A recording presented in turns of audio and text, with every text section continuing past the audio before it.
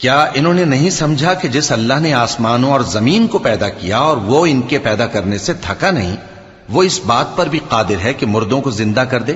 ہاں، کیوں نہیں، وہ ہر چیز پر قادر ہے۔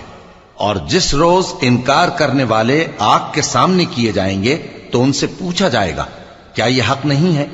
تو کہیں گے کیوں نہیں، ہمارے پروردگار کی قسم یہ حق ہے۔ اللہ فرمائے گا کہ تم جو دنیا میں کفر کیا کرتے تھے تو اب اس کی وجہ سے عذاب کے مزے چکھو۔ پس اے نبی، جس طرح اور عالی ہمت پیغمبر صبر کرتے رہے ہیں اسی طرح تم بھی صبر کرو، اور ان کے لیے عذاب جلدی نہ مانگو۔ جس دن یہ اس چیز کو دیکھیں گے جس کا ان سے وعدہ کیا جاتا ہے تو یہ خیال کریں گے کہ گویا دنیا میں رہے ہی نہ تھے مگر گھڑی بھر دن۔ یہ قرآن پیغام ہے جو پہنچایا جا چکا، سو اب وہی ہلاک ہوں گے جو نافرمان تھے۔